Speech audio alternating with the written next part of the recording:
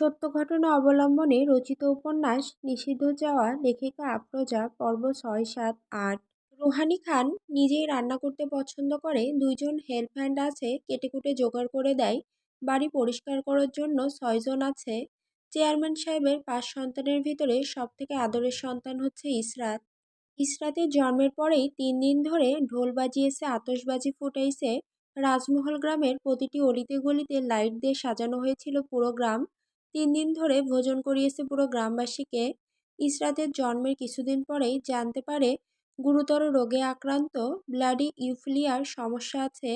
৩ মাস পর পর রক্ত চেঞ্জ করতে হবে। অ্যালার্জি জাতীয় কোনো কিছু খেতে পারে না। যদিও খাওয়ানো হয়, ইসরাত সাথে সাথে অজ্ঞান হয়ে যায়। রোদ সহ্য করতে পারে না। ইসরাতকে সারাদিন খাওয়ানোর উপরে রাখতে হয়। ও যদি খাওয়া বন্ধ করে তাহলে পেশাইলো হয়ে শরীর নিস্তব্ধ হয়ে যায়। ইসরাত খানকে নিয়ে চেয়ারম্যান সাহেব খুবই চিন্তায় থাকে। চোখের আড়ালে হতে দেয় না। আড়াল হলেই মনে করে মেয়ে কি না কি হয়ে যায়। ইসরাতের জন্য 2টা ব্যক্তিগত ডাক্তার সবসময় বাড়িতে থাকে। এই বছর ক্লাস 7-এ পড়ে, 2 মাস পরেই ক্লাস 8-এ উঠবে।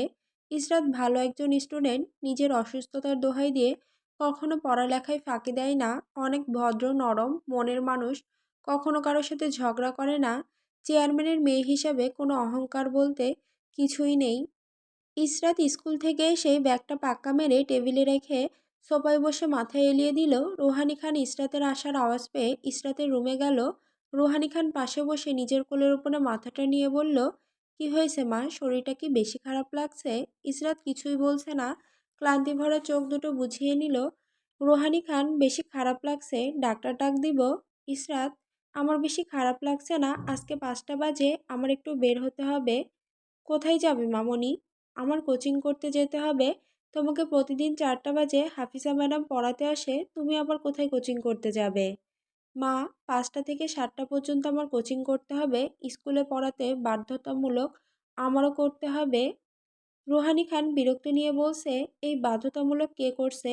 নতুন স্যার আসছে, সে করছে। তোমার বাবা তো আমার কথা শুনছে না। এবার আমার নিজের কিছু একটা করতে হবে। ওই ছেলেকে শিক্ষা দিতেই হবে। ইসরাত, কিছুই করতে হবে না, আগে আমাকে প্রমাণ করতে দাও আমি নিজেও কিছু করতে পারি। বাবার জোরে আমার রোল এক হয়নি। রুহানি খান, তোমার কোচিং করতে হবে না, বেশি প্রেশার পড়লে তুমি আবার অসুস্থ হয়ে যাবে। ইসরাত, মা কোনো সমস্যা নাই, আমি ঠিকই পারবো। বেশি খারাপ লাগলে চলে আসবো। এখন আমি ফ্রেশ হয়ে নিচ্ছি, তুমি আমার জন্য খাবার নিয়ে আসো। রুহানি খান নিচে চলে গেল মেয়ের জন্য খাবার নিয়ে আসতে। সজল চৌধুরী বাড়িতে ঢুকতে দেখে ইলহাম চৌধুরী দরজার কাছে দাঁড়িয়ে আছে। সজল দেখেও না দেখার ভান করে ভিতরে ঢুকতে যাবে। তখন ইলহাম চৌধুরী বলে, আমার রুমে আসো, তোমার সাথে আমার জরুরি কথা আছে। ইলহাম চৌধুরী, তুমি কি আমাকে শান্তিতে বাঁচতে দিবে না? তুমি দেশে এসে কি শুরু করছো? তোমাকে তো আমি ভালো শিক্ষায় মানুষ করতে বাইরে পাঠিয়েছি, তুমি তো তার উল্টো হয়ে দেশে ফিরছো। সজল, আর কিছু কি আপনার বলার আছে? বলার থাকলে বলেন তাড়াতাড়ি, আমার আবার বের হতে হবে, বাইরে কাজ আছে। ইলহাম চৌধুরী, চেয়ারম্যান সাহেবের কাছে তুমি মাপ চাবে। আমার কাছে স্কুল থেকে বিচার দিছে তোমার নামে। দেশে আসতে পারোনি, 4-5 দিন হয়েছে, সবার সাথে ঝামেলা সৃষ্টি করছো। যাদের সাথে বেয়াদবি করছো সবার কাছে তুমি মাপ চাবে, তারপরে তুমি যুক্তরাষ্ট্রে চলে যাবে। সজল, আপনার কথা যদি শেষ হয়ে থাকে তাহলে আমি বলতে পারি। ইলহাম চৌধুরী, বলো। সজল, চেয়ারম্যান সাহেবের কাছে মাপ চাওয়া তো দূরের কথা, তার দিকে তো আমি থুতুও ফালাই না। আর স্কুল থেকে আমার নামে বিচার দিছে ইফরান কুত্তার বাচ্চা। আমি জানি কে কি করলো বা বলল, সেটা আমার দেখার বিষয় না। আপনি আমাকে এই দেশের বাইরে পাঠানোর কে? আমার জীবনের ডিসিশন, সিদ্ধান্ত কোনো কিছুই আপনার হাতে নাই। আমি এই বাড়িতে থাকলে আপনার যদি কোনো অসুবিধা হয় তাহলে আমি বাড়ি থেকে চলে যাব। ইলহাম চৌধুরীকে আর কিছু বলার সুযোগ দিল না, হনহন করে বেরিয়ে গেল। হুরাইয়া চৌধুরী, আমার ছেলের কণ্ঠস্বর শুনলাম, ও বাড়িতে আসছে। কোথায়, রুমে গিয়েছে? ইলহাম চৌধুরী, তোমার ছেলে বাড়ি থেকে চলে গেছে। হুরাইয়া চৌধুরী এই কথা শোনা মাত্রই কান্না শুরু করে দিল। আপনি আমার ছেলেকে কি এমন বলেছেন যে আমার ছেলে বাড়ি থেকে চলে যেতে বাধ্য হয়েছে? আমার ছেলেকে আপনি এই মুহূর্তে ফিরিয়ে এনে দিন। আমার ছেলে যদি এই বাড়িতে না আসে আমি এই বাড়ি থেকে চলে যাব। ইলহাম চৌধুরী, ছেলের চিন্তা মাথা থেকে বাদ দাও বেগম সাহেবা। তোমার ছেলে নিজেকে নিজে কি মনে করে? বাবাকে সম্মান করে না, বড়দের সাথে বেয়াদবি করে। ওই ছেলের জন্য আমি সবার জীবন ঝুঁকিতে ফেলতে পারবো না। বাড়িতে রক্তের বন্যা বসিয়ে ছাড়বে তোমার ছেলে, যা শুরু করেছে। চেয়ারম্যানের সাথে প্রথম দিন থেকে যুদ্ধ লাগিয়ে দিয়েছে। চেয়ারম্যানের আদরের মেয়ে ইসরাতকেও মারছে। স্কুলে সবার সাথে ঝামেলা সৃষ্টি করছে। তোমার যদি ছেলের প্রতি এতই ভালোবাসা থাকে, আমাকে তালাক দিয়ে তোমার ছেলের কাছে চলে যেতে হবে। সিদ্ধান্ত তোমার হাতে। বলেই ইলহাম চৌধুরী চলে গেল। হুরাইয়া চৌধুরী বলার ভাষা হারিয়ে ফেলছে। বিয়ের ৬৫ বছর পর এমন কথা শুনতে হবে সে কল্পনাও করেনি। সেখানে স্তব্ধ হয়ে দাঁড়িয়ে আছে। ইসরাত ৫টা বাজে গাড়িতে উঠে বসলো। পারভেজ কোনো কথা ছাড়া গাড়ি চালাতে শুরু করলো। ইসরাত বলল, আমি তো এখনো বলিনি কোথায় যাব। না জানি যে গাড়ি স্টার্ট দিলেন। পারভেজ বলল, ম্যাম আমি জানি আপনাকে কোথায় নিয়ে যেতে হবে। ইসরাত আবার জিজ্ঞেস করলো, আপনি কিভাবে জানেন আমি কোথায় যাব? পারভেজ, আমি কিভাবে জানি স্যারের কাছেই। আপনি শুনে নিয়েন ম্যাম। ইসরাত চুপ হয়ে গেল। কেউ কোনো কথা বলছে না। ইসরাত জানালা খুলে জানালা দিয়ে বাইরে তাকাতেই দেখে রাস্তাটা একদম নীরব। আশেপাশে কোনো মানুষ দেখা যাচ্ছে না। কোনো ঘরবাড়ি নেই, শুধু পাহাড় আর পাহাড়। লম্বা লম্বা গাছ, গাছের উপরে বান্দর দেখা যাচ্ছে। এই রাস্তায় আগে কখনো ইসরাত আসে নাই, তাই চিনতে পারছে না। এবার খুব ভয় হচ্ছে, কোথায় নিয়ে যাচ্ছে। ইসরাত আবার জিজ্ঞেস করলো, কোথায় নিয়ে যাচ্ছেন? আমি তো কিছুই চিনতে পারছি না। ম্যাম এই তো চলে আসছি, একটু অপেক্ষা করুন, আপনাকে স্যারের বাড়িতে নিয়ে যাচ্ছি। ইয়া বড় গেটের সামনে গাড়ি এসে থামলো। গাড়ির হর্ন বাজার সাথে সাথেই দুজন দারোয়ান গেট খুলে দিল। গাড়ি ভেতরে ঢুকে বাড়ির সামনে দাঁড়ালো। গাড়ি থেকে পারভেজ নেমে ইসরাতের দরজাটা খুলে দিয়ে বলল, ম্যাম এটাই স্যারের বাড়ি। ইসরাত গাড়ি থেকে নেমে বাড়ির দিকে তাকাতেই দেখে বাড়িটা সম্পূর্ণ সোনালী কালারের দোতলা বাড়ি। আশেপাশে শুধু গাছ আর গাছ, ফুলের গাছ, বিভিন্ন ধরনের গাছ, যেসব গাছের নাম ও জানে না ইসরাত। বাড়ির সামনে অনেক বড় একটা সুইমিং পুল, পাশে দুইটা দোলনা। চারপাশে চোখ বুলিয়ে ইসরাত বুঝলো বাড়িটা রাজকীয়ভাবে তৈরি করা হয়েছে। বাড়ির মালিক খুবই রুচিশীল। ইসরাত মনে মনে বলল, বেটার কাজকর্ম তো সব রাক্ষসের মতন। মুখ বেঁকিয়ে বলল, হয়তো তার বাবা বাড়িটা বানাইছে, সে তো আর বানাই নাই। পারভেজ, ভেতরে যেতে পারেন ম্যাম। ইসরাত, আমি একা যাব, স্যার কি ভেতরে আছে? পারভেজ, জি ম্যাম, স্যার ভেতরে আছে, আপনি একাই যান, আমি বাইরে আপনার জন্য অপেক্ষা করছি। ইসরাতের খুব ভয় হচ্ছে। ধীর গতিতে বাড়ির ভেতর ঢুকলো। ভেতরে ঢুকতেই দেখে পুরো বাড়ি লাইট দিয়ে সাজানো। দরজার কাছে দুজন মহিলা দাঁড়িয়ে আছে। দেখেই বলল, আসেন ম্যাম, স্যার আপনার জন্য দোতলায় অপেক্ষা করছে। ইসরাত, আমি এখানেই বসছি, আপনি স্যারকে বলেন আমি এসেছি। ম্যাম আপনার জন্য স্যার দোতলায় অপেক্ষা করছে, আমাদের বলছে আপনি আসলে আপনাকে দোতলায় পাঠিয়ে দিতে। দোতলায় উঠেই দেখবেন বাম সাইডের প্রথম রুমে স্যার আছে। বলেই মহিলা দুজন চলে গেল। ইসরাত সিঁড়ি দিয়ে উপরে উঠছে আর মনে মনে দোয়া পড়তেছে। খুব ভয় হচ্ছে, হার্টবিট দ্রুত গতিতে চলছে। দরজার কাছে গিয়ে দাঁড়িয়ে আছে। দরজা টোকা দিতেও ভয় লাগছে। গলা শুকিয়ে কাঠ হয়ে আসছে, গলা দিয়ে আওয়াজ বের হচ্ছে না। ইসরাত দরজা ধাক্কা দিবে এই মুহূর্তে সজল দরজা খুলে দেওয়ায় ইসরাত ঝুঁকে দাঁড়ানোর কারণে নিজের ভার সামলাতে না পেরে সজলের উপরে পড়ে গেল। সজল দুই হাত দিয়ে জড়িয়ে নিল। সজল এমনভাবে জড়িয়ে ধরেছে ইসরাতের নিঃশ্বাস বন্ধ হয়ে আসছে, গলা থেকে আওয়াজ বের হচ্ছে না। ইসরাতের পুরো শরীর কাঁপছে, হার্টবিট আরও দ্রুত গতিতে চলা শুরু করেছে, নিঃশ্বাস জোরে জোরে নিচ্ছে। সজল কিছুটা ঝুঁকে ইসরাতের কানের কাছে মুখটা নিয়ে বলতে লাগলো, ঠিকমতো দাঁড়াতেও পারো না, চেয়ারম্যান সাহেব কি দাঁড়ানোটা শেখাই নাই? ইসরাত খুব রাগান্বিত হয়ে ধাক্কা দিয়ে সরিয়ে দেওয়ার চেষ্টা করলো, কিন্তু সজল এমনভাবে জড়িয়ে ধরছে, সজলের কাছ থেকে নিজেকে ছাড়াতে ব্যর্থ প্রচেষ্টা করছে, কিন্তু ছাড়তে পারছে না। সজল এবার নিজেই ইসরাতকে ছেড়ে দিয়ে নিজের সামনে দাঁড় করালো। ইসরাত মাথা নিচু করে দাঁড়িয়ে আছে। সজল মিটমিটিয়ে হাসছে আর ইসরাতের পানে তাকিয়ে আছে। কালো কালারের লং জামা, ধুতি সালোয়ার, ওড়নাটা গলায় ঝুলিয়ে রেখেছে। কালো কালারের হিজাব, চোখে হালকা কাজল, কপালে টিপ, ঠোঁটে হালকা গোলাপি কালারের লিপস্টিক। এত মায়া কেন পিচ্চিটার মুখে? নিজেকে পাগল পাগল লাগে পিচ্চিটাকে। আজকে বড় বড় লাগছে, নিজেকে কন্ট্রোলে রাখতে হবে। নিজে বেসামাল হয়ে গেলেই সমস্যা।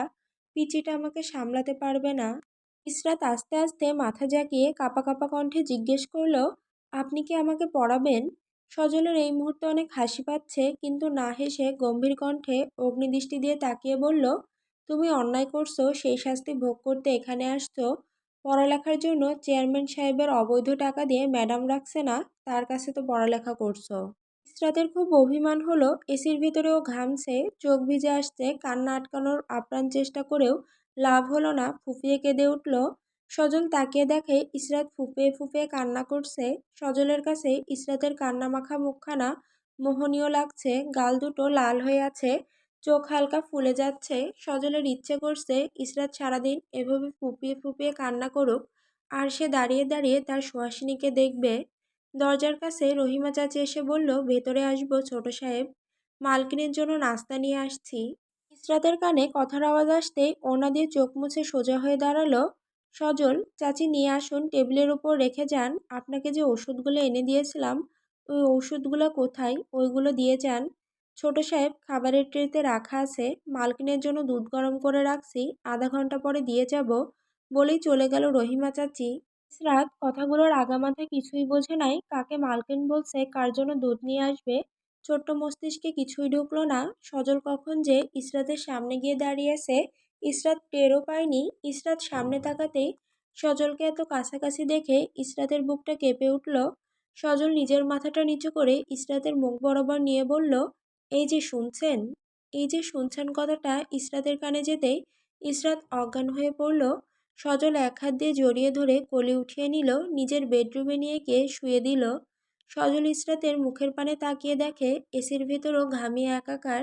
হিজাব অর্ধেক খুলে গিয়েছে, চুলগুলো সব এলোমেলো হয়ে কপালে পড়ে আছে, নাক মুখ ফুলে আছে।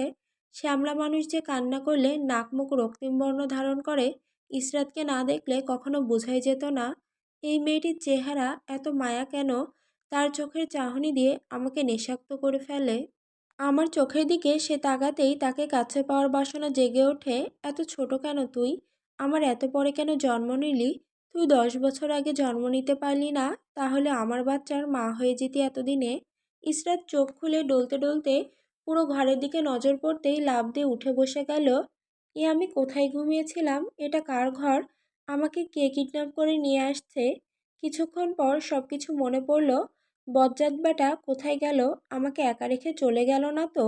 বেলকনির দিকে তাকিয়ে দেখে বেলকনির পর্দাগুলো বাতাসে উঠছে, ঝাপসা ঝাপসা সজলকে দেখা যাচ্ছে। বিছানা থেকে উঠে ধীরে ধীরে বেলকনিতে গেল, দেখে সজল আকাশের দিকে তাকিয়ে আছে। আস্তে গিয়ে সজলের পাশে দাঁড়ালো। ইসরাত আকাশের দিকে তাকিয়ে দেখে আজকের আবহাওয়া মেঘলা মেঘলা, সবকিছু অন্ধকার হয়ে আসছে, কিছুক্ষণ পরেই ঝড় তুফান শুরু হবে। ইসরাতকে পেছন থেকে সজল জড়িয়ে ধরল। ইসরাতের পুরো শরীর কাঁপছে। ইসরাত কিছু বলতে যাবে, তার আগেই সজল ইসরাতের মুখে হাত দিয়ে বলল, এই অভদ্র মেয়ে, চুপ করে দাঁড়িয়ে থাকো। এইবার যদি অজ্ঞান হয়ে যাও তাহলে দোতলার বেলকনি থেকে ফেলে দিব। বলেই দুহাত দিয়ে শক্ত করে জড়িয়ে ধরে দাঁড়িয়ে আছে। ইসরাতের শরীরে সজলের স্পর্শ পেয়ে পুরো শরীর ভূমিকম্পের মতো কাঁপছে, গলা দিয়ে কথা বের হচ্ছে না, মনে হয় কেউ গলা চেপে ধরছে। হাত দিয়ে সরিয়ে দেওয়ার শক্তি পাচ্ছে না, হাত দুটো বরফের ন্যায় জমে গেছে, নিঃশ্বাস বন্ধ হয়ে আসছে, জোরে জোরে নিঃশ্বাস নিচ্ছে। সজল আর একটু কাছে গিয়ে কানের কাছে ফিসফিস করে বলছে, জড়িয়ে ধরাতেই যদি এই অবস্থা হয়, আমি যখন বেসামাল হয়ে পড়ব তখন সামলাবা কিভাবে আমাকে? ইসরাত জোরে ধাক্কা দিয়ে দৌড় দিল। সজল হাত চেপে ধরে বলল, ওয়াশরুমে গিয়ে ফ্রেশ হয়ে নাও, চাচি তোমার জন্য খাবার দিয়ে গেছে, খাবার খেয়ে ওষুধ খাওয়ার পরে বাড়ি দিয়ে আসবো। ইসরাত ফ্রেশ হয়ে এসে দেখে সজল নাস্তার সামনে নিয়ে বসে আছে। আসো এদিকে, নাস্তা করে নাও। ইসরাত, আমি নাস্তা খাবো না, আমি এখন বাড়ি যাব। এদিকে আসো আগে। নাস্তা খাবে, তারপর ওষুধ খেয়ে নেওয়ার পরে বাড়ি দিয়ে আসবো। ইসরাত, কিসের ওষুধ খাবো? আপনি কি আমাকে মেরে ফেলার চিন্তা করছেন না তো? সজল, এই অভদ্র মেয়ে, তোমার 2 ঘন্টা পর পর যে মেডিসিন নিতে হয় সেটা আমি নিয়ে আসছি। আমি আবার তোমার বাবার মতো মেডিকেল নিয়ে দৌড়াতে পারবো না। এদিকে এসে নাস্তা করে ওষুধ খেয়ে নাও। ইসরাত, আপনি কি করে জানেন আমার ওষুধ আপনি কোথায় পেলেন? সজল এবার রাগান্বিত কণ্ঠ নিয়ে চিল্লিয়ে বলল, তোমাকে প্রশ্নের উত্তর দিতে আমি বাধ্য না, তাড়াতাড়ি নাস্তা করে নাও। ইসরাতের আর কিছু বলার সাহস হলো না।